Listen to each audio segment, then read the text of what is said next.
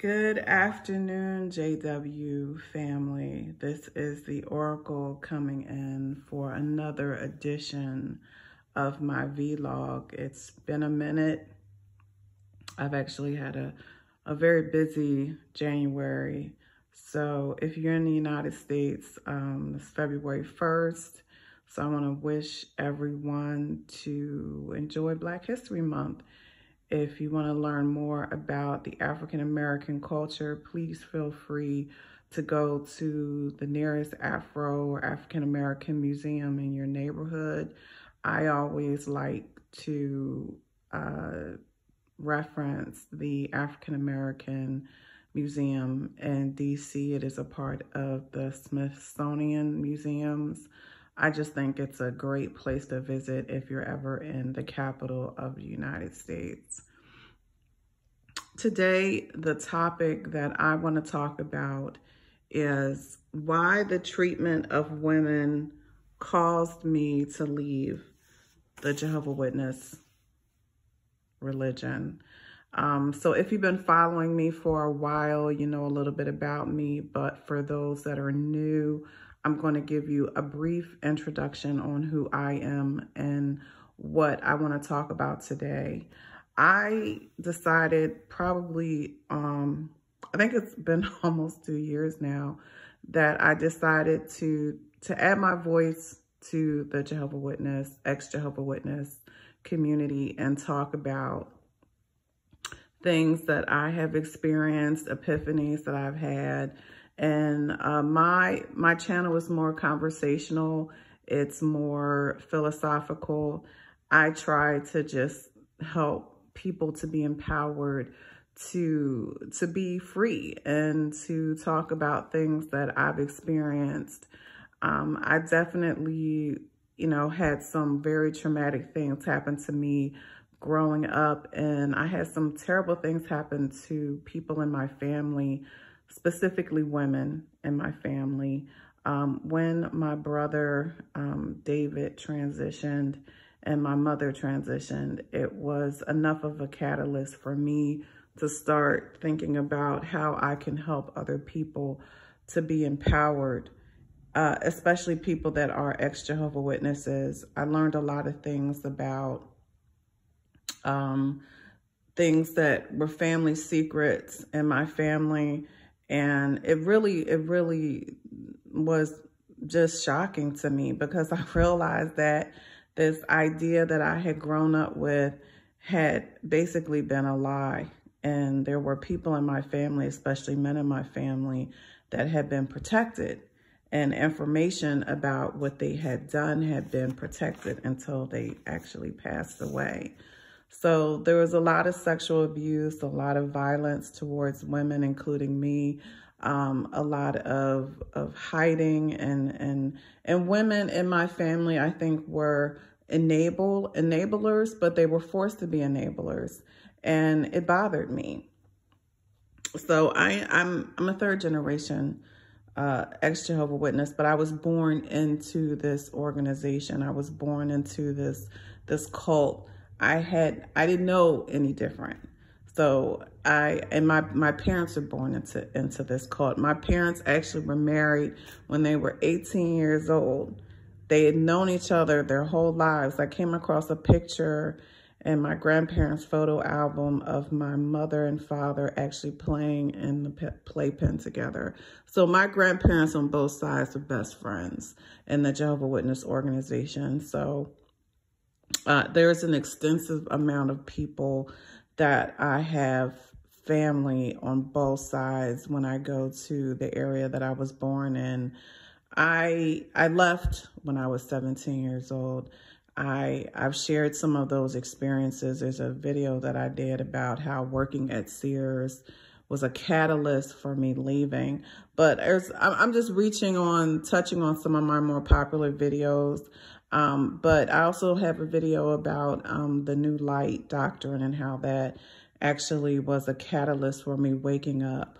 But a bigger topic, a bigger theme that has always gone on is the treatment and the view of women, which even in my most devoted time devout time of being a Jehovah Witness, I've never agreed upon their teaching of women, ever. Like, that was the one thing that I never accepted. And over time, I would have to say that the treatment and view of women was one of the most major catalysts of me walking away from this organization and never looking back. Like, I have never, not once in my life, and I've been out for 25 some odd years, have I ever even thought about going back, like not even one time. And the treatment of women is right up there with the top. The treatment of children, another one, the blood doctrine, another one, the apocalyptic theme, another one, the forcing women to go out and to like spend all of their working time, doing free labor that they never get paid for, and they still don't have any roles in the congregation. They don't have any prestige. They can't make any rules. So that was something that, really, really impacted me. So this is my introduction. I am what you would call a womanist. I am someone who believes in the empowerment of women. I'm married. I have stepchildren, and I believe in men. I believe that men and women complement each other. I don't believe that men are over women. I've never agreed with that.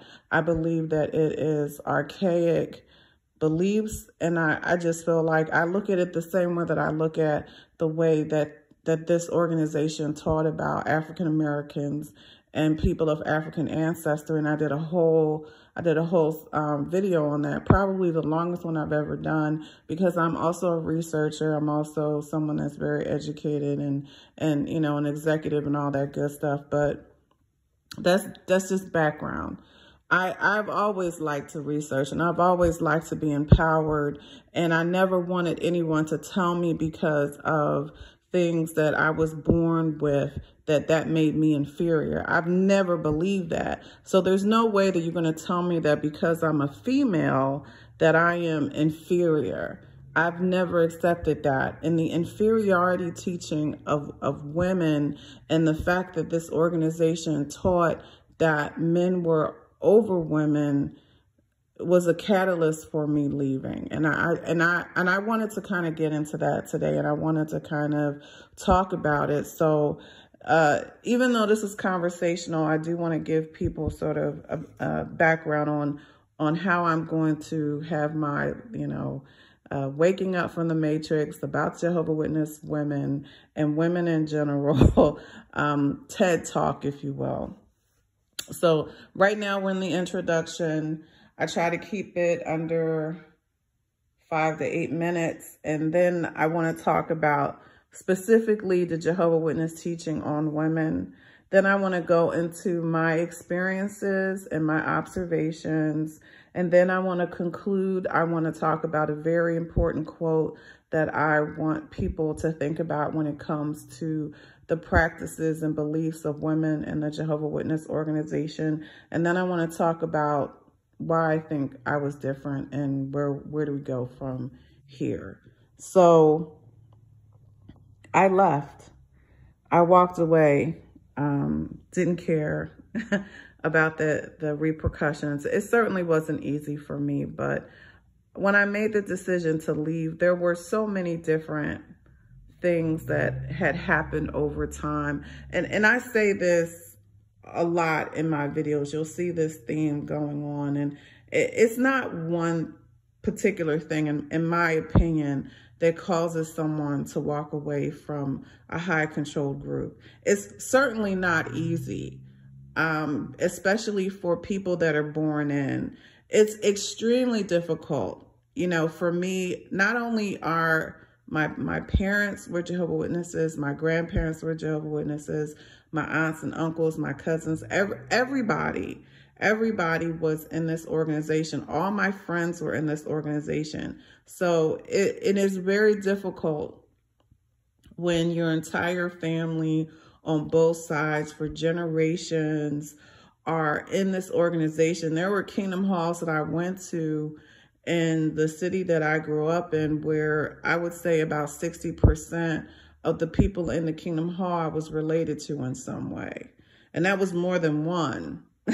So again, that made it extremely difficult for me. And it was hard. It's hard for people that have a background like that to leave. And so a lot of times what happens is you'll see teaching that you don't agree with. You'll hear things that you're like, that doesn't really sound right. But it's not easy, you know, and what happens is over time, different things happen and you start to get the courage to kind of figure out how you're going to think differently. And if you look at one of my, I don't think it was the last video before, I talk about the process of leaving and how it starts inside, but it's certainly not one. I don't think for all the people that I've talked to that are ex-Jehovah Witnesses that it's one specific situation. It happens over time. And I think that there will be the camel that broke the straw that broke the camel's back. There'll always be that one final thing that did it for me. And I think when I worked at Sears and I had started being away from my family and I met people that were thinking and living so differently, that it actually helped me to free my mind. And when I could actually, because the most important thing is that you realize that you have options. You know, when you're in an apocalyptic organization that tells you if you don't believe this, you're going to be destroyed. And then you see scenes of it throughout your life and you feel like you don't have choices, especially if all your family's in it. When you start to change your thinking and you start seeing people that are not in this organization or people that have left the organization that are actually doing well, I think that actually helps you to free your mind. What's different now than when I left is that we're in the information age. So the information age and the technology has totally changed things. You can get a YouTube video, you can go on a forum. Those things did not exist for me when I left. I literally just had to be different and think different and have people that actually help to get me to think outside the box and realize that, you know, I can actually have a life outside of this paradigm. But I want to talk a bit about the Jehovah Witness teaching. I'm going to give a little anecdotal story as I'm going through the second part of my vlog.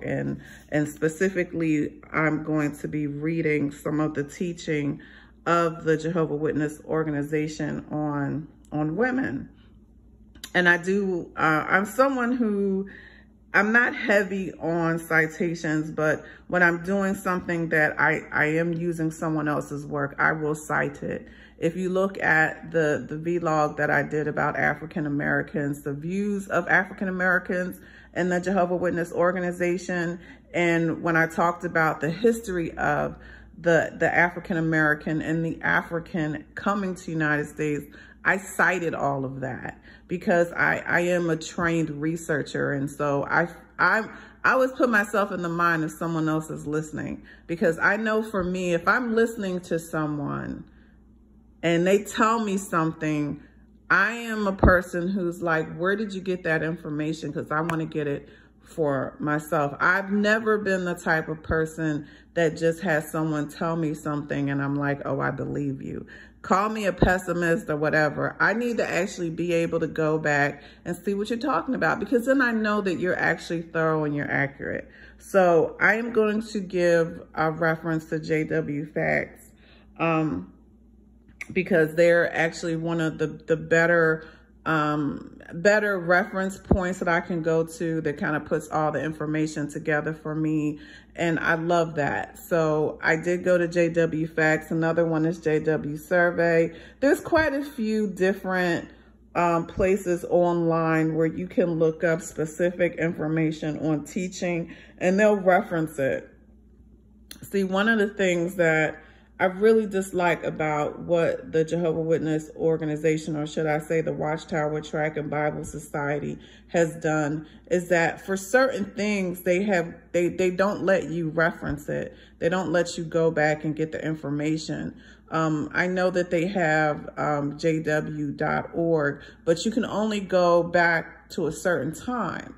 So, you know, they don't want you to actually see all of the information that shows how they have contradicted themselves over time, or some of their more sexist and racist ideas over time have changed. But some of it they actually still hold on to, but they kind of have cushioned it. And I'm going to get into that in a minute. But let me just talk about my sort of anecdotal aha moment in myself. I was about 10 years old, and I'm going to reference my 10-year-old when I conclude. I was 10 years old, and I was sitting in, it was a Sunday meeting, and the topic of the Sunday meeting was the blessed position of Jehovah Witness women. And I was so excited about this because it was something that resonated with me. I was really interested in hearing this topic. And I have to be honest, by the time I was 10 years old, I was used to Jehovah Witness meetings. I literally went to about 5 meetings a week. And I know that's changed a lot over time, but when I was a Jehovah Witness and I was raised in this, I had a Bible study on Tuesday or Monday. I had a meeting on Wednesday, and there were 2 parts to it. Then I had, so there were 2 meetings that I was attending. You would get up, you would sing a song, and it'd be the second part of it. So then I had to go out and field service. So that was my third one, and we always had to go out and field service every Saturday morning. And then we had the 2 different meetings we went to. One was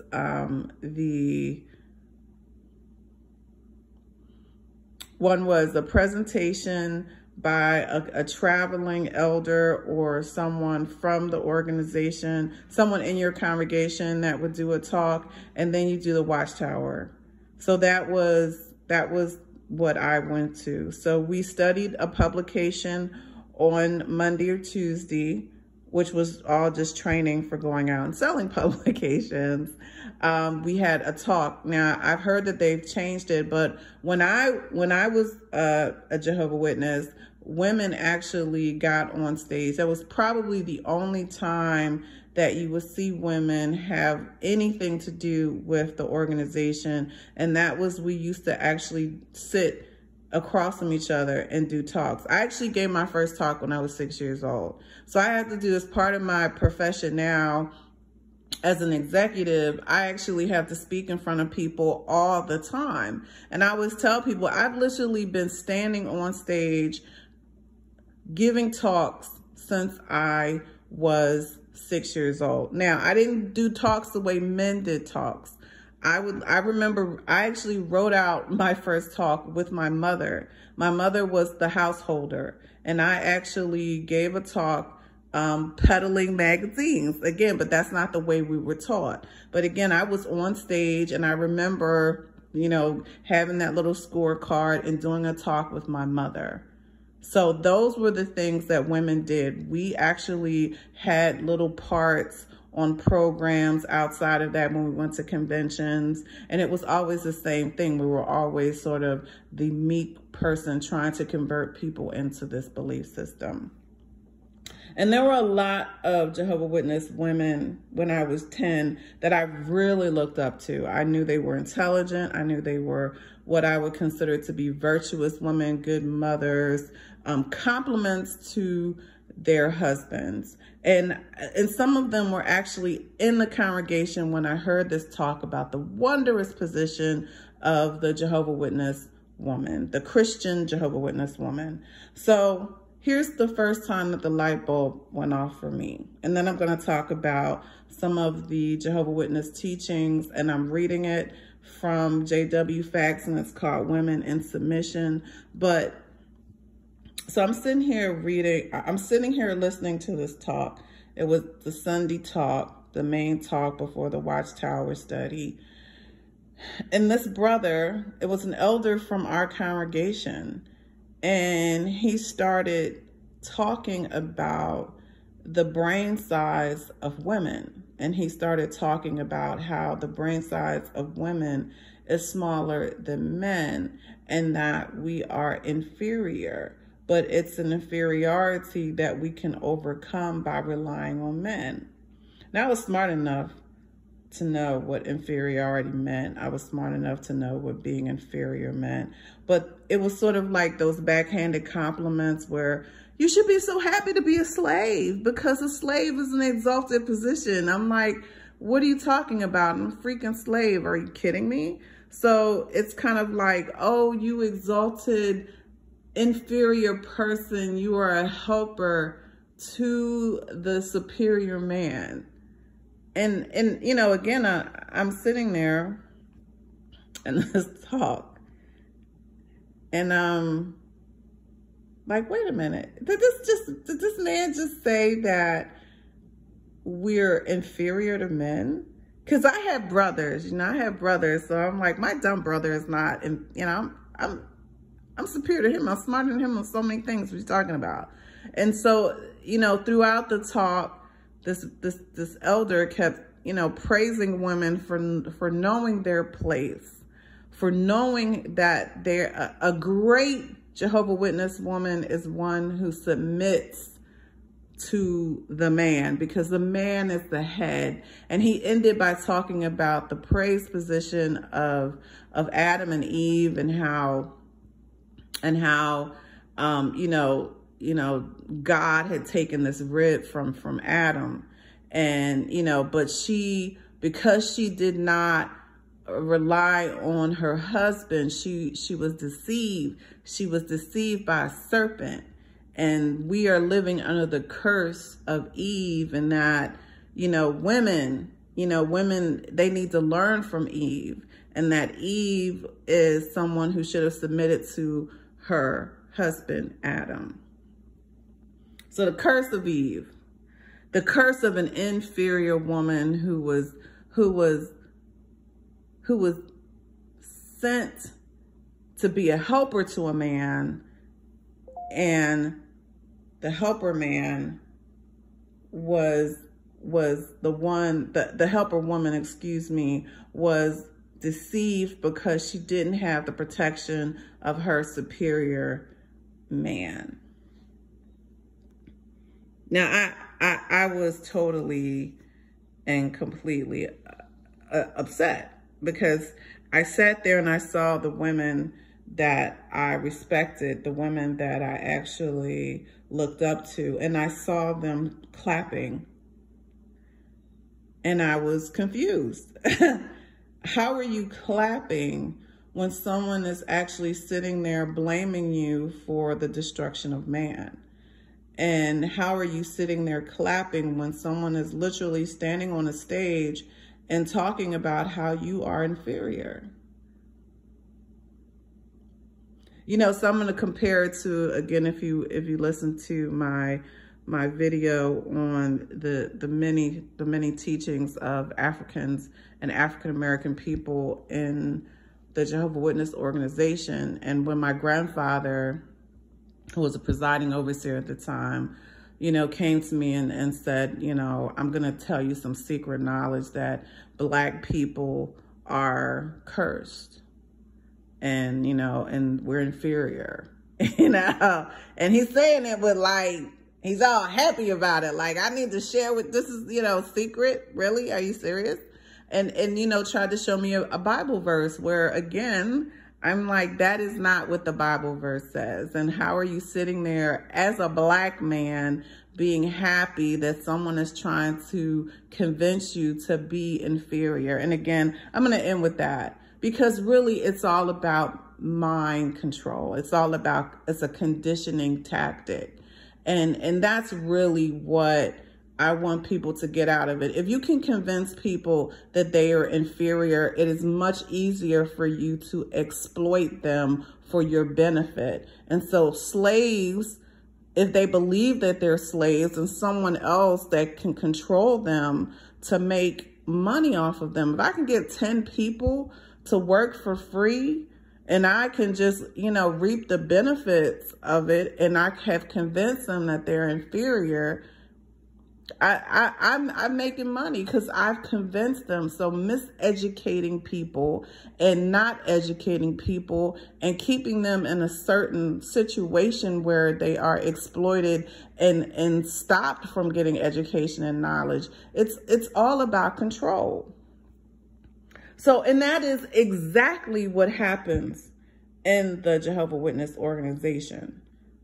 It is about submission of women, and it's about enforcing that pattern of belief.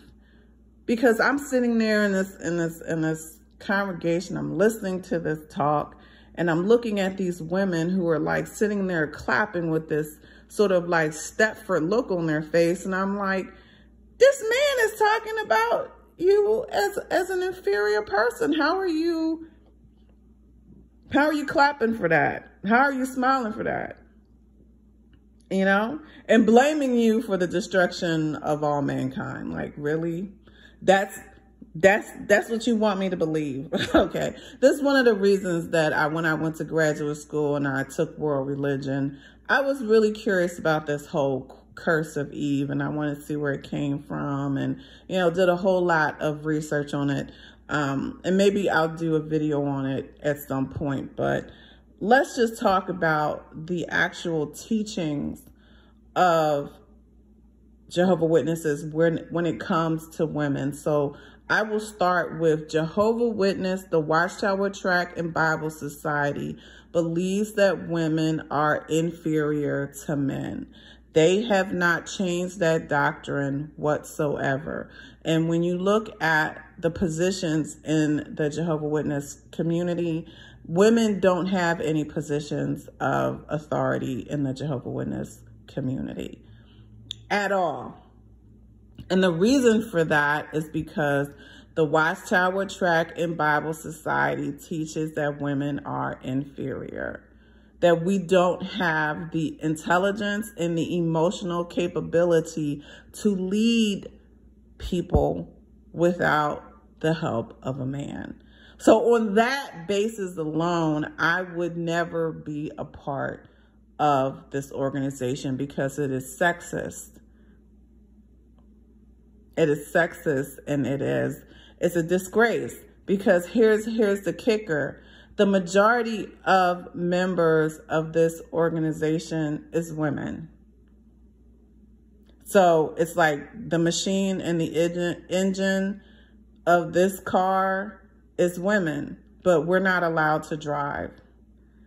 Men are exploiting women in congregation. I've gone to congregations and seen nothing but women and maybe a few men, and they were all men that were, one, uneducated, but sitting up there puffed up in these positions where they were making decisions for women and children. I have a problem with that. But let's talk about some of the teachings that they have. So one of the things that Jehovah Witnesses believe is that, as I said, women can't even conduct Bible studies. Women are not allowed to conduct any type of service, watchtower, not watchtower, but going out and field service. And, they have a meeting before they do that. If a male is present, it doesn't even matter, the age, as long as they're a publisher. So a woman can't do any of, can't lead the flock out in field service, can't conduct a meeting.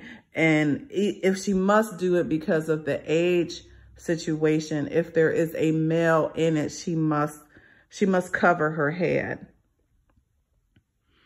I'm just going to kind of read what this says.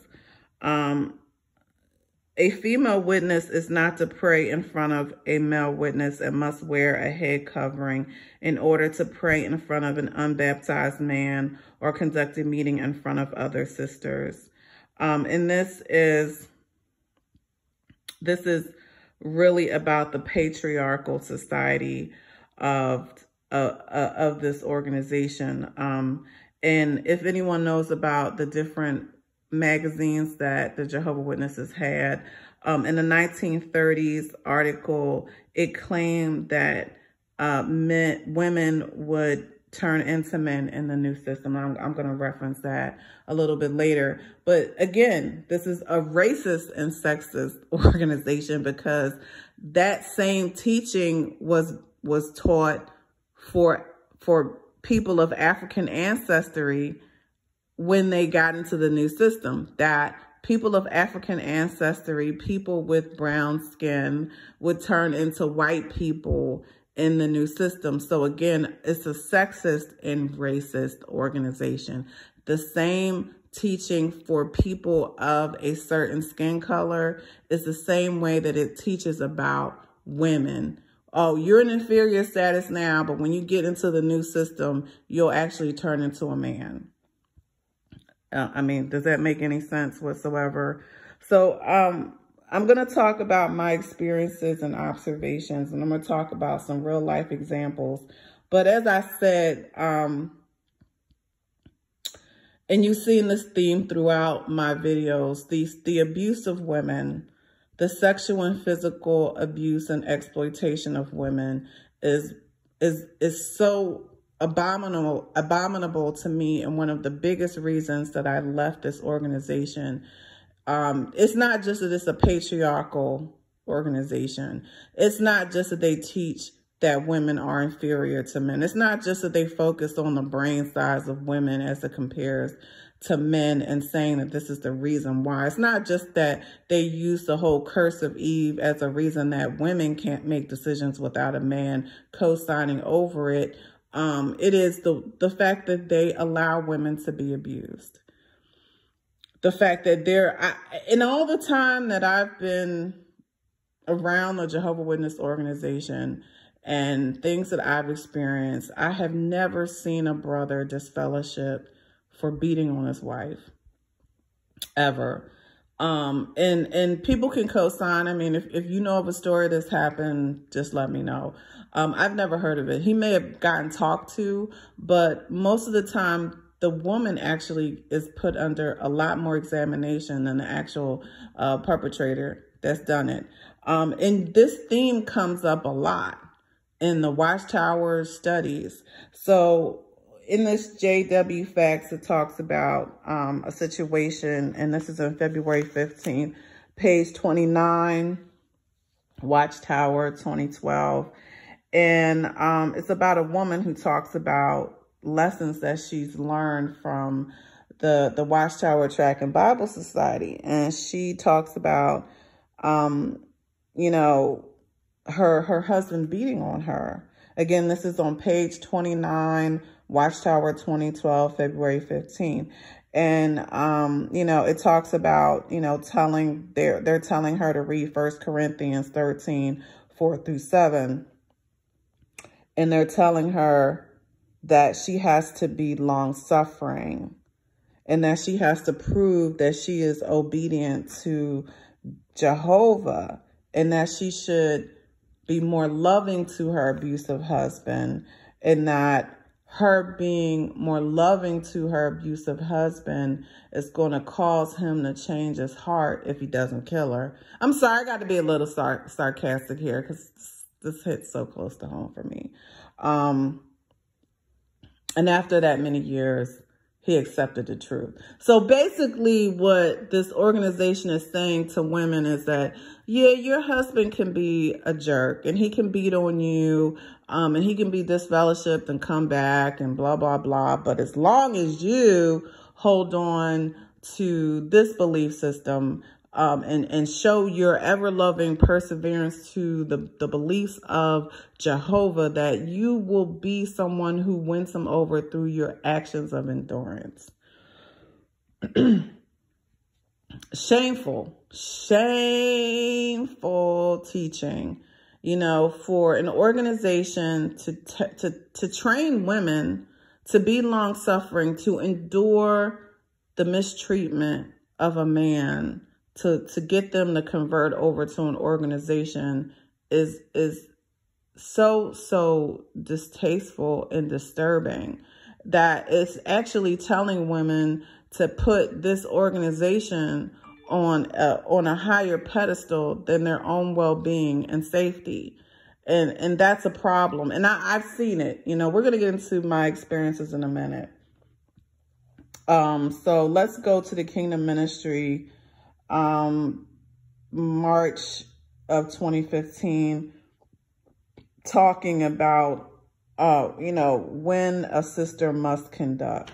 I'm not going to get into that too much because I've already sort of referenced it, but this is talking about why a woman has to cover her head. So let's talk a little bit about the thing that I mentioned about sitting in front of this congregation and this brother talking about the exalted position of the Christian Jehovah Witness woman, and it really being a backhanded, you know, way of saying you're inferior, you're exalted because you can rely on a man type thing. And I never forget, he used Ephesians 5:22. All Jehovah Witness, ex-Jehovah Witnesses, you should know this by heart. Let the wives be in subjection to their husbands as to the Lord. A lot of Jehovah Witness brothers love this verse. And it was used a lot. Watchtower 2011. Again, backhanded. It says this statement and in no way suggests an undignified position. Rather than manifesting the attitude of independence rather than manifesting the attitude of disobedience and independence that characterize the world, she is submissive to her mate. So again, it's telling you that you need to be in submission to your husband, to the man. And a wife is careful not to undermine her husband's headship by nagging him and arguing with him. A foolish woman likely squanders her husband's family's hard-earned resources. A supportive wife is not like that. You know what? I got to drink some tea for this. Sorry, because my voice...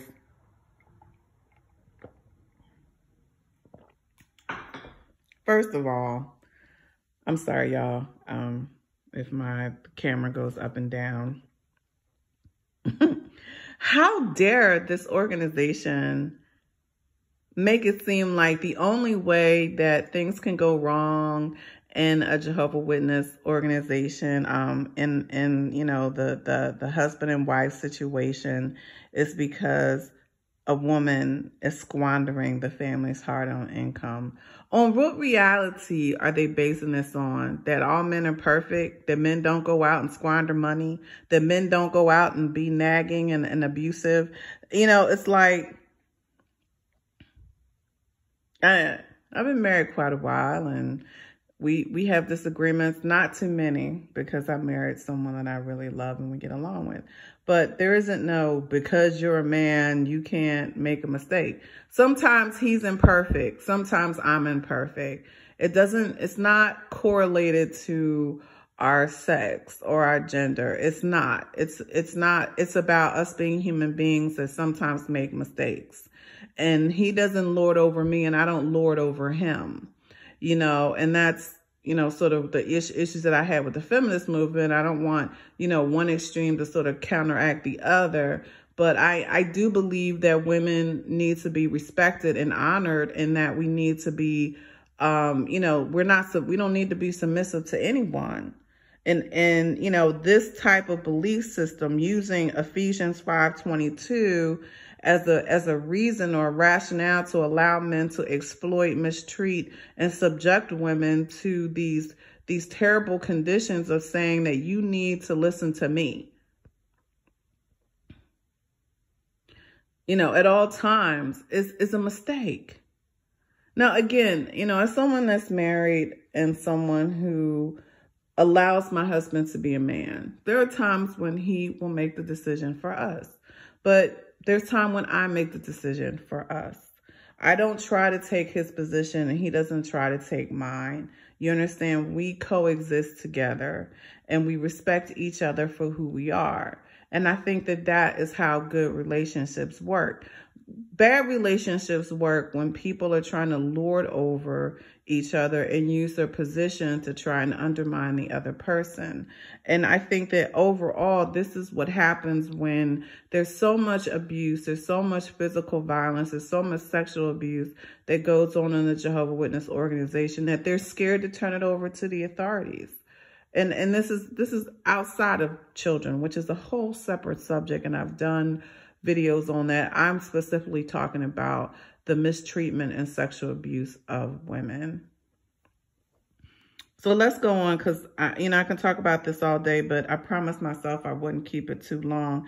But I do want to talk about Samuel Hurd. And, for anyone that watches my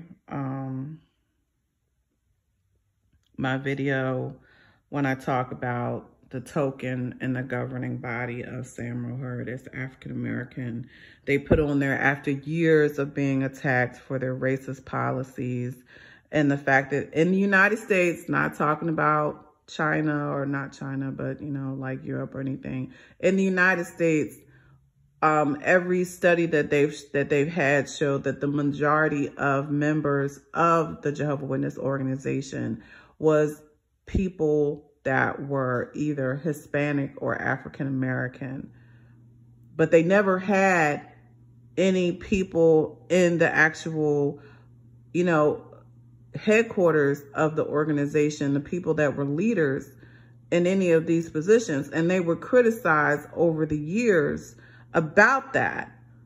And, they were criticized about some of their racist policies. So seeing the token Samuel Hurd that was put on the governing body to appease all of the criticisms that they were getting, and to hear him talking about women in an inferior way and trying to degrade women is reminiscent of people that are researchers and are curious about what's going on in the United States when it comes to feminism versus racial equality. There is a great argument of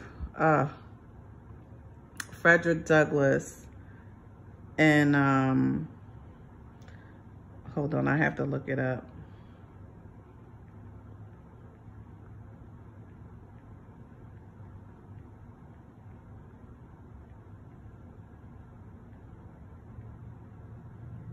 And Susan B. Anthony. So Susan B. Anthony is one of the foremothers of feminism in the United States. And she's arguing with Frederick Douglass over the mistreatment and places of women. And Frederick Douglass is talking about the place of Negroes. And they're talking about it in terms of, you can't negate the other. We're both dealing with issues in those areas. So when Samuel Hurd is degrading women, it reminds me of the argument of Susan B. Anthony and Frederick Douglass when Susan B. Anthony was trying to talk about the empowerment of women, and Frederick Douglass was focused on the empowerment of the American Negro. The issue is that when he was talking about the American Negro, he was mostly focused on men. The other part of it is that feminism by Susan B. Anthony wasn't focused on African-American females, which is why you had people like Bell Hooks that came out and became more of a womanist because she criticized the feminist movement. I don't want to get too far over that, but I'm not saying I'm going anywhere in any of these people. I'm just saying that I'm going to criticize Samuel Hurd as a black man who has suffered through his own indignations in the Watchtower Tract and Bible Society, jumping on this pedestal of degrading women. Shame on you, Samuel Hurd. Shame on you. When I hear this conversation, and this is what he said, now I'm going to quote him. He said this in Oakland, California in 1971. And he was basing it on information that he got from the 1967 Awake that said that the female skull is lighter and in its cranial capacity is about 10% smaller than that of the male. That is in the best interest of both sexes for men to take the head, and is supported by psychological evidence. So Samuel Hurd in 1971 said basically the same thing. I'm not going to requote that first part. He said that the woman's role is one of subjection to the man. Her role is that of submissiveness, and that means that she should recognize that she is a woman and be glad to be a woman, which is just like kind of like the talk that I had. Never want to be where you are not equipped to be. Samuel Hurd, how dare you? Because there's a lot of people in the United States and around the world that say that a black man should not be anywhere that he's not equipped to be. I'm sorry, calling it out what it is. So you think that because you are in the Watchtower Tract and Bible Society that you can hide behind the fact that even this organization has taught that you are of a cursed group and has taught that you're inferior. So you actually you're like Stockholm. So now you get in this position and then you degrade women. How dare you? How dare you? Shame on you. But you're just a mouthpiece for an organization, and you've been conditioned to do the work of your handler. I'm calling you out, Sam Hurd. If you ever want to talk to me in person, feel free, give me a call. We'll go toe to toe. But you should be the last person that should be sitting there talking about the inferiority of women. Okay, so I'm more like a bell hooks calling out Samuel Hurd than a Susan B. Anthony. But I will call out any man that sits there, especially an African-American man that sits there and degrades women in the name of an organization that has taught about your own inferiority based on race. I mean, you know, how do you sit there and do that? But this is, like I said, it's not really about Sam Hurd, but I kind of wanted to talk about this belief, because the belief is Sam Hurd was a mouthpiece. Okay, this is not Samuel Hurd. He's a token, and he is just doing the biting of his masters. The Awake article was 1967, August 22nd. And the talk didn't come from Samuel Hurd. He was just doing what they told him to do. But this is when groupthink does not work. Okay, because Samuel Hurd should have broken out of that paradigm right then. An aha moment, a light bulb should have gone off, and he should have been like, you know what? I'm not going to sit there and degrade a certain group of people. That's not right. I'm not going to degrade women. I'm not going to sit here and be a mouthpiece for that, because that's my sisters and my wife and my children. August 22nd, Awake, 1967. I want to read one more. This is from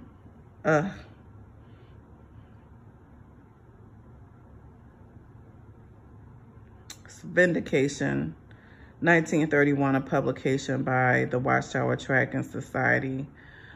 Pages 156 through 57. It says, the woman make monkeys or dupes of men.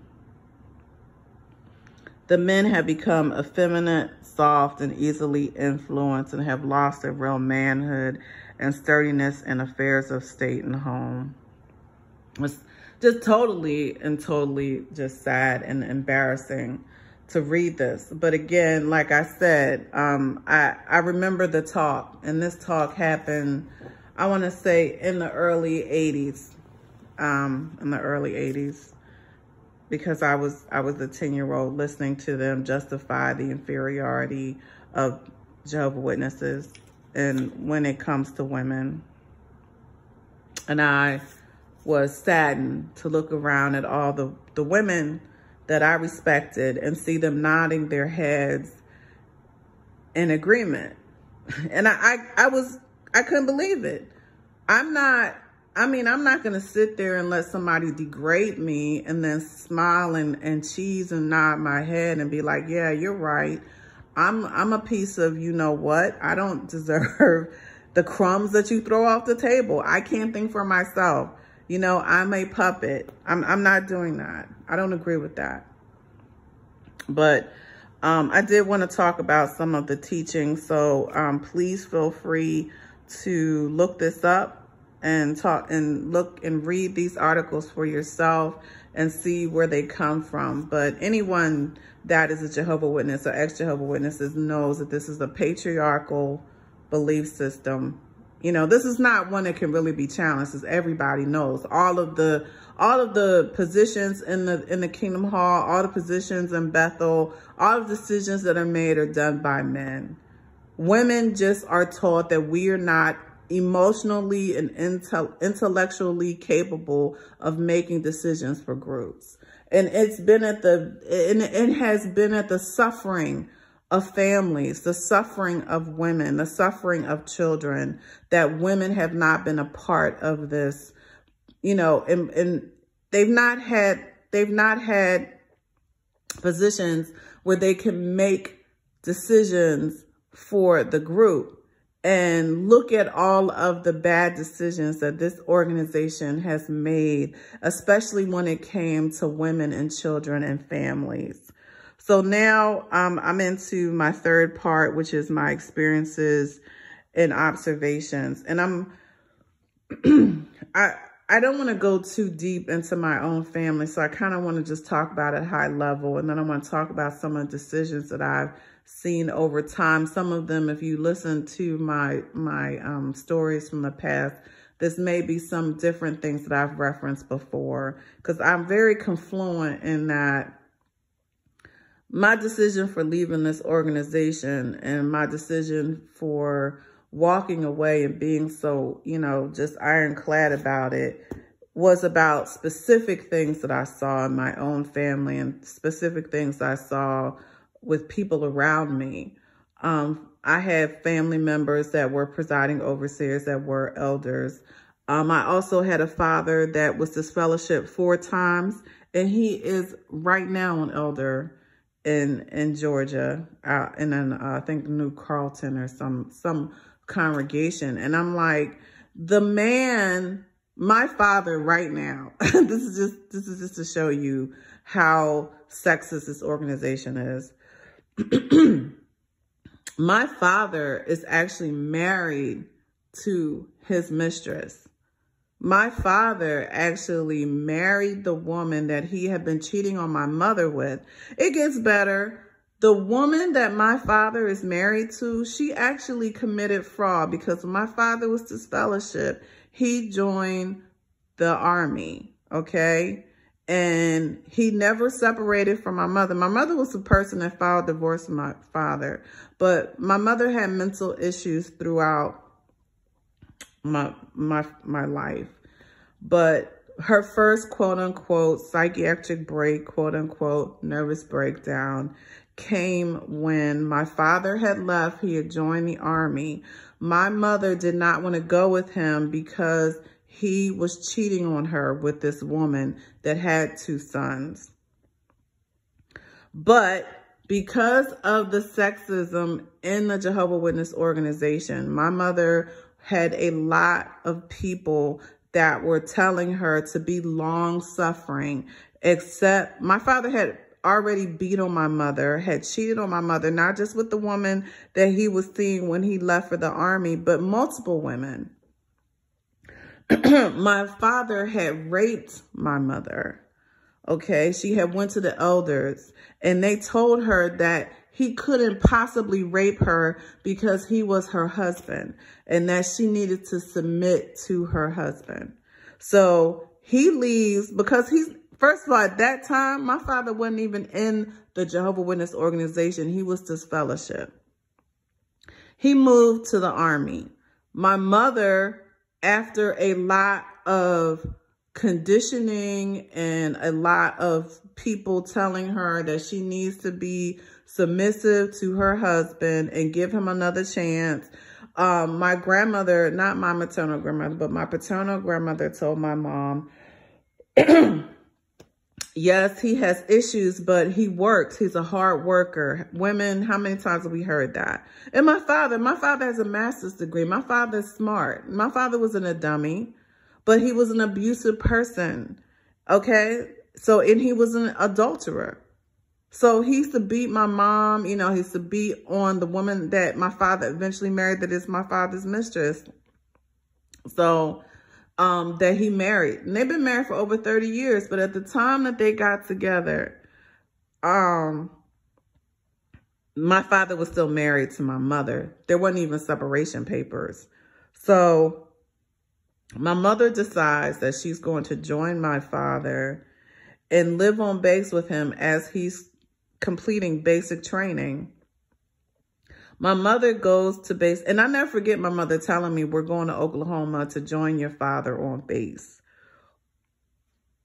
My mother gets there and finds out that my father is living on base with his mistress and her 2 kids, and she's pretending to be my mother. She had forged all these documents so that her 2 sons could go to military school, where we're back where we live with my mom, and my mom is like getting money from both sides of my family because my father was not financially supporting us.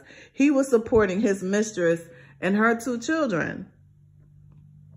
When my mother found out what had happened, my mother had a nervous breakdown. She went off. And I mean, like, I have seen some scenes, let me tell you, but I have never seen a scene like my mother had in Oklahoma when she was going to my father and trying to get him to come to the front because she was there with her 2 children, and come to find out he's living on base, going through basic training with his mistress who's pretending to be her. So, you know, so many years later, my mom has transitioned. My mother got remarried. She had 2 more children.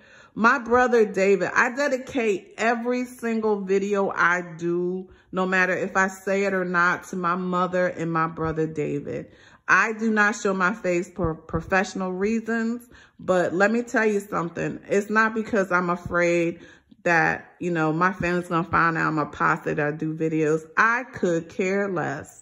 I have my own family. I have my own life. I'm doing better than every single person in my family because I went to college and I actually became somebody. In fact, college didn't make me anybody. I was somebody before I ever went to school, and I'll be somebody regardless of what I do in my life. But I never let this religion dictate to me. And I never forget my mother having a breakdown because my father cheated on her and had his mistress and their 2 children down there on base pretending to be my mom. My father is now married to that woman. He's an elder in Georgia. And I am sure, I mean, I would bet all the money in my bank account right now that none of those people know the truth about my father and my stepmother, that she was his mistress. And he beat her when he was even married to her. In fact, my father, on his 3rd time being disfellowship, had an affair with a pioneer woman that was actually married and had 2 children of her own. So, and he was disfellowship, and she was a witness in the Kingdom Hall, and she still went out and had an affair with my father, and she got disfellowship for that and then reinstated. So that's how grimy my father was. He was cheating even when he got with my stepmother, or with her best friend, by the way. This woman that was in the Kingdom Hall, that was supposed to be the most virtuous sister in the whole Kingdom Hall, actually was cheating with my father, and my stepmother considered her to be her best friend. On top of that, this sister, who was the most virtuous sister in all the Kingdom Hall, that, you know, every time they had a part and they would reference a sister in her family, it was this woman. This woman actually went into their house and was sleeping with my father in their marital bed. That's how come I'm like, I don't care about titles. I could care less. I'm looking at hearts, and I'm looking at people, and I'm looking at actions. And if I'm a human being doing it, don't tell me that some omnipotent entity that's not from this earth cares about a title. He don't care about, he or she or it does not care about no title. Okay? It's looking at how you live your life and what you do and how you treat others. You know, people that get caught, you got to be this religion because this is the religion of God. You mean to tell me all these people that have killed, murdered, and mistreated children because they are of a certain group, that they're going to get off and others won't? Because some omnipotent being is caught up on we're caught up on. God is not a religion. Never have been and never will be. Religion is man trying to interpret God. Okay? Religion is man trying to interpret God. And the fact that I've seen so many women abused and mistreated, including my mother, and men get off. Men get off. Men can abuse, cheat, marry their mistress, and they're still sitting there leading the flock and making decisions about other people that have done the same thing. And I think, and I don't want to get too far off on a tangent, but I really believe that a lot of the reason that so much sexual abuse and child sexual abuse goes on is because it's a lot of elders and a lot of people that are in Bethel and in the headquarters that are people that have been accused of situations that have actually done it, right? And so they are making excuses for others. That's my personal opinion. So this is what I saw in my own family. The mistreatment of women, the mistreatment of my mother, the mistreatment of my aunts. Let me tell you something. When my grandfather died and my aunt and cousin came down to visit me and told me that my grandfather was actually a pedophile and a rapist, it's one of those times in life that you can never get back. Because I love my grandfather. My grandfather was like a loving person. And then I you know, it's kind of like I remember what I had repressed all those years. That my grandfather had actually molested me. You know what I mean? Like, and people are like, how does that work? And so I guess because I have a degree in psychology, I get it. It's like, it was right on the tip of me knowing, but it was kind of on the tip of me not wanting to know. Because it's hard for for people that come from abusive situations or sexual abuse in your family, or someone that on the face value is a loving person. Like, I know one of my aunts listens to my videos. So I'm going to say something directly to her. Because my aunt, she was my baby. She was my grandfather and grandmother's youngest child. And I don't believe that my grandfather ever did anything to her. But the fact that he molested her sisters and raped them, it's like, how do you make peace with that and then put him on a pedestal? Because see, she does that with a lot of people, and I think it's because it's like my grandfather had a high position in the organization, and that it kind of made her feel good. But it's like, you also knew the truth about him. You know what I mean? But I think it was a disservice for her because my aunts, and I'm not trying to zero in on any of them because I love them all. I do. I love my family. I love the women in my family. But I think that because my grandmother, who I also love, was in this organization that actually taught that women have to accept the mistreatment of men and to, you know, can't turn their husbands in because they have high positions and there's not two witnesses, that it teaches women to be submissive to abuse. And it teaches women to be victims of mistreatment. And then when they go out and they become wives and mothers, they meet men that are like, they're like examples of their fathers. And they allow men to mistreat them, and they don't become empowered, and they don't do what they need to do to be empowered themselves. And then they raise their daughters to be the same way because you've never broken that cycle of abuse, and you've never faced it. Because you're sitting up there allowing someone who you know was an abusive person, and you're putting that person on a pedestal instead of calling them out. And it makes you be submissive in yourself. And I saw this throughout my family. I saw it throughout my family. Every single woman in my family has been a woman that has accepted abuse and mistreatment on some level from men. Every single one. And my cousin and I are like the only ones that didn't do it, you know? And it's like, what made us different? You know? And, you know, that's why I do my videos. Because I believe in the empowerment of women. I believe that we need to be better than the generations before us in this organization. This organization teaches that we are inferior. It co-signs on us being abused, sexually abused. It makes us hide in the corners when our children are being molested and raped. And I don't agree. And I saw it throughout my family. But I saw it with others too. And, you know, I didn't want to go too long with this video, but this is probably the realest video I've ever done in my life. And it's actually very cathartic for me because I got to get this out. Okay.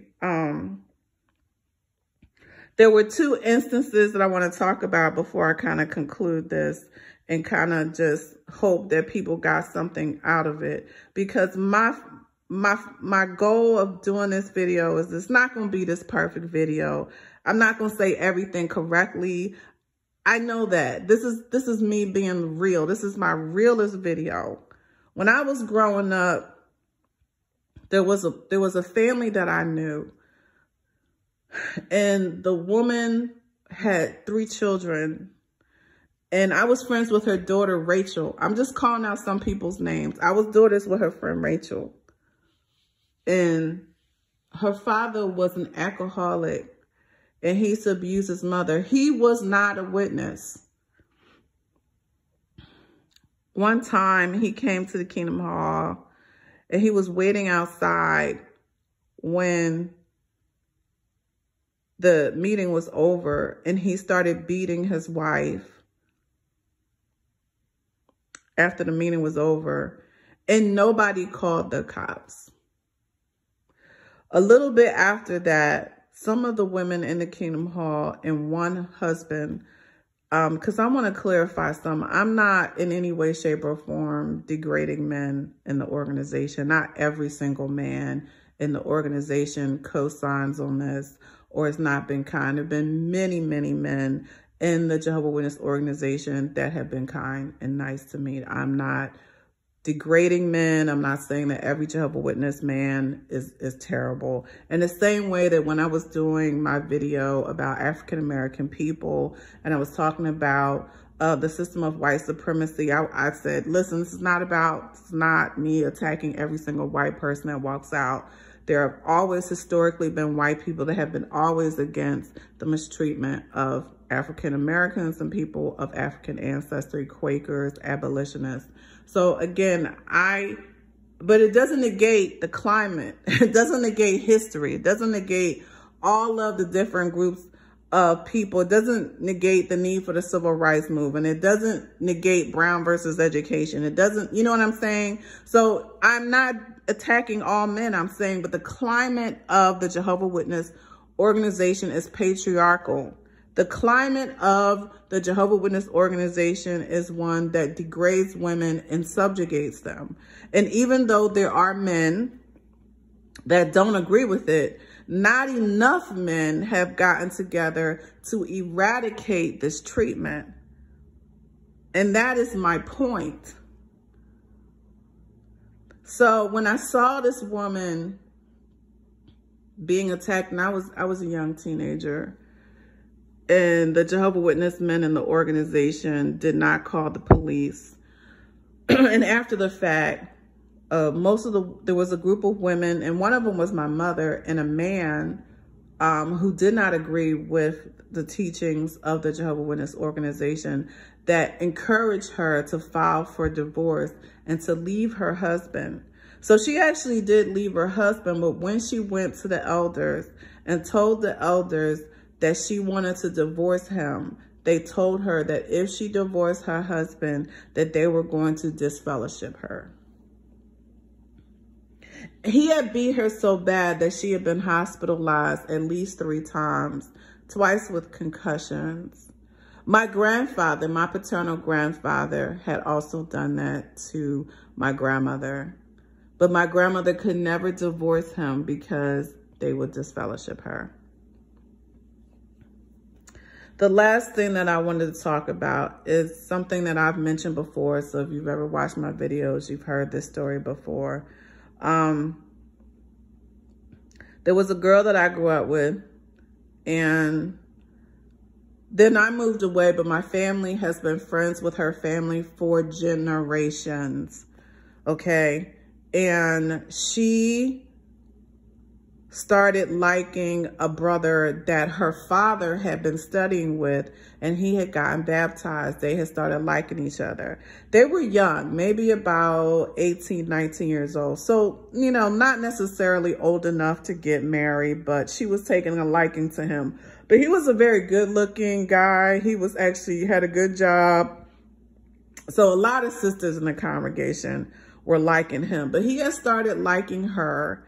And basically they ended up having sex, and she was also baptized. So the daughter was a mother, father, and daughter. The mother, father, and daughter were the friends of the family that my mom has known the mother and father since she was young. And her family was friends with my grandparents. So multiple generational things going on here. So she was also a born in Jehovah Witness. The man in this situation was a young man that her father had studied with, and he had become a Jehovah Witness. So he was a newly baptized Jehovah Witness. So they've had sex, the girl and guy did, and they were very sorry. They went to the brothers, and they immediately threw themselves upon the mercy of the judicial meeting. So the brothers asked to speak to the female separately from the male. And the male was put on private reproof. The female was actually disfellowship. And the rationale was that she wore outfits that the brothers thought were revealing, that she actually wore skirts that were a little too high, and she wore bright red lipstick a few times. But both of them had confessed to the sin, and both of them were sorry. But one of them was given a harsher sentence because she enticed the male. And that's exactly what they told her. They said that she enticed the male. So let me go back to the curse of Eve. She enticed Adam, and he sinned. That is the overwhelming mindset in the Jehovah Witness organization, that men are not able to think for themselves, that the woman is the one who will get a man to make a mistake. And I have to tell you that when this happened, I was 16 and a half, 17. And that literally was sort of it for me. And that was right before the straw. That was sort of like, I'm not going to raise daughters in this organization. I'm not going to be a part of an organization that believes in this because I don't agree with it. Period. I don't believe that women are inferior to men. I don't. And I'm not going to co-sign on an organization that teaches that. I don't agree with all of the women that I know put in the work. Okay? They put in the work for this organization to be great, and yet they get none of the glory. They don't make any of the decisions. They don't get any recognition. They get little pats on the head. Like, thank you very much. You're such a submissive woman. I don't agree with it. I think it's wrong. And I think it is abominable that women are violently beat, violently mistreated, and they are blamed, and they are taught to be long-suffering, and they are taught to take it. And these are the reasons why I could never be a part of this organization. Learning that my grandmother was not given the recognition to be able to turn her husband in for raping and molesting her children is disgusting. A woman's word in the Watchtower and Tract Society is not taken as strongly as the word of a man. And I would never be a part of an organization that victimizes women and examines women more harshly than men. So why am I doing this video? I'm doing this video because if you're a woman in this organization and you feel like you deserve better, please do the work. Please reach out to people like me, people like all of the women out here, because here's what it takes. Controlling the way that you think. Controlling the way that you see yourself. And with that, I'm going to conclude with a quote. It's an important quote. And I'm going to tie it all together. I am an African-American female, and I am very proud of that. And in my video where I talked about my ethnic background, I didn't get a chance to put it in the actual video, but I did quote it under it. And I'm going to quote it again, and I'm actually going to quote it for women. Okay, because Dr. Carter Woodson wrote the book, The Miseducation of the Negro. But this is a philosophical quote. And this can be applied to any group of people that society tries to control their minds to make them feel that they are inferior. And pay attention, because this is how I am concluding this. This was a doctor. This was someone who had a PhD, and he studied group behavior and group phenomenons. And this is what he said. If you can control a man's thinking, you do not have to worry about his actions. When you determine what a man shall think, you do not have to concern yourself about what he will do. If you make a man feel that he is inferior, you do not have to compel him to accept an inferior status. He will seek it for himself.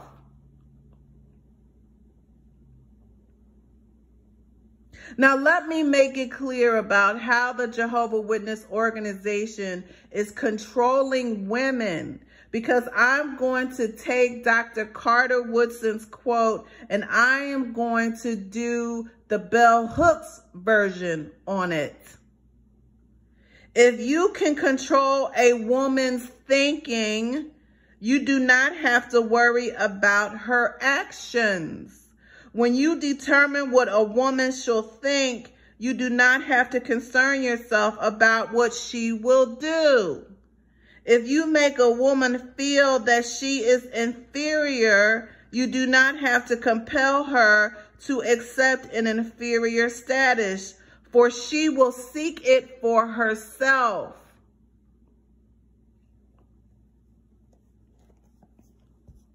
Why do I think that women in the Jehovah Witness organization accept their inferior submissive status? Because that is how they are taught to think. They are taught to believe that they cannot make decisions without a man. And because they have been conditioned to think it, and they have been manipulated to believe it, they think it for themselves. It is about controlling the mind. It is controlling the way that you think. And that is why the tenets of the Jehovah Witness organization, the Watchtower Tract and Bible Society, is indoctrination. They indoctrinate their members by reinforcement of these principles. I'm going to end with a little anecdotal story, a little anecdotal reflection, if you will. Bear with me. I'm going to take a little bit of tea so I don't lose my voice.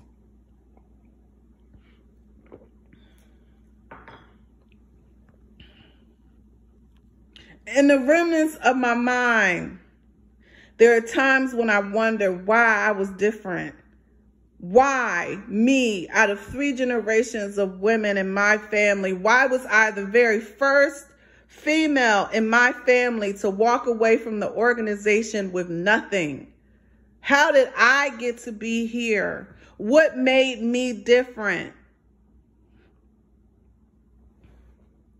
And I think about when I was 10 years old. And I look at my mother, and I look at my grandmother, and I look at my aunts, and I look at us accepting the mistreatment of men in our families and feeling like we aren't empowered to change our lives. We let men mistreat us, and then we become these vessels of ourselves that can't go out and live better lives and be happy and move on and be empowered. Where did we become victims of our circumstances, and why was I different? And I go back to 10 years old. I go back to 10. And as I sit here and I think about what was it about me being 10 that had such a difference in my brain capacity? And I have to share with you that all of a sudden I was talking to my husband, and it clicked. Walk with me. When I was in the 5th grade, my stepfather, who is an educator, and if you want to hear a little bit more about that, please listen to my video on the African American experience in the Jehovah Witness organization, because I talk a little bit about why my experience is atypical for most African Americans in the Jehovah Witness organization. My stepfather is an educator. My husband is actually an educator, but my stepfather was an award-winning educator. And one of the things that happened when my stepfather married my mother is that he wanted my brother and I to get the best education we could. So let me tell you what my stepfather did. He told my mom to get us tested because he wanted us to go to the top school in the state. This school is still today, to this day, one of the hardest schools to get into in the United States. It only has a 7% acceptance rate. So when I was in the 5th grade, I actually got into the school along with my brother. My education changed. I was no longer sitting there doing memorization and repetition. I was taught to think critically. I was reading, writing, and doing math at a 12th grade and college level. in the 5th grade. This school is still one of the top schools in the country. It was a very different experience for me. So, you know, shout out to the ex-Jehovah Witness critical thinker. Shout out to so many other Jehovah Witnesses that have broken out of the paradigm of the Jehovah Witness organization and realized that when you become a critical thinker, when you are able to think abstractly, when you're able to do more than repeat what is taught to you, you actually expand your brain. So I was being taught this in the 10th grade. So all of a sudden, I'm going to the Kingdom Hall. I'm sitting in these meetings where they're repeating information that is taught to them, and then they're asking us to parrot it back. What does a parrot do? It just repeats what you say. So I'm sitting there and I'm studying the Watchtower and I'm underlining stuff, and people are raising hands, but you can't go off of the page. You actually have to say what they think. There's no abstract critical thinking in the Jehovah Witness organization. You actually are just repeating what they tell you. You cannot think for yourself. You can't go out and do research outside of the publications that they give you. And the publications that they give you are just reinforcing what they already say previously. And when they make a mistake and they're being sued, they change their thinking, but only by one variation. Or if there's any Six Sigma out there that know anything about Six Sigma and Lean Six Sigma, they're only doing one standard deviation of the teaching. Boom. So why was I different at 10? Because I was taught to be different, because I was thinking different, because I was being educated different. So when I talk about all the catalysts that went into my brain when I was 10 years old, there's actually a reason behind it. It wasn't, you know, and I do think that some things are genetic. Some people are just thinkers and some people are not. Some people are followers and some people are leaders. Some people are just people that want to get out and do and figure out for themselves. And we have to keep all those things in mind. But I actually also believe that when you're in a situation, going back to Dr. Woodson or Goodson, when he says that when you condition people and you help them to believe something else other than their inferior, you'll see a change in their belief and in their behavior. And that's why the book is called The Miseducation of the American Negro. And I'm doing the Bell Hooks version on it, because I'm saying the miseducation of the female in the Watchtower Tract and Bible Society. You get women convinced that they're inferior and they let men change the whole dynamics of it. So what would happen if women were allowed to be elders? And what would happen if women were allowed to be on the governing body? And what would happen if women had positions of authority? See, the only way, and I'm going to say something that I haven't heard any other ex-Jehovah Witness say yet, the only way that this organization is truly going to change is if women start getting positions of power and women start standing up and fighting for their children and fighting for their families.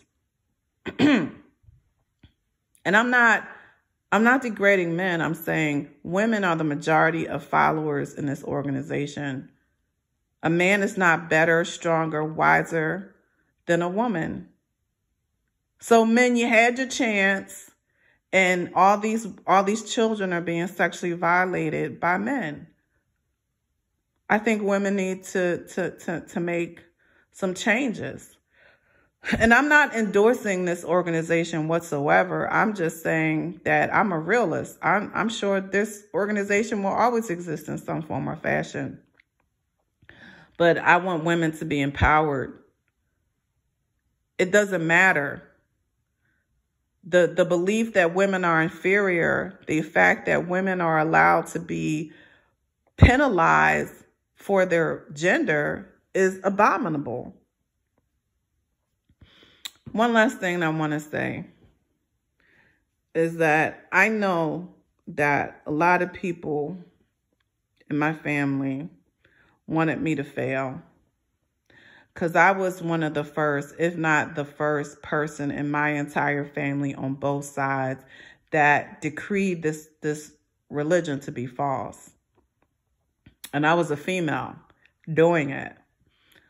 I think it must really bother them that not only have I walked away and never looked back, but I'm actually more successful than all of them. See, I own property, I own my home. I have multiple degrees, certifications. I have my own company. I'm an executive. I'm doing a lot of things. And I don't say all that to brag. I say all that to say that I think it would probably make them feel better if I was living on Skid Row and I was shooting up every night. Because then that could help their narrative say that, you know, if you leave Jehovah, you're going on Skid Row, right?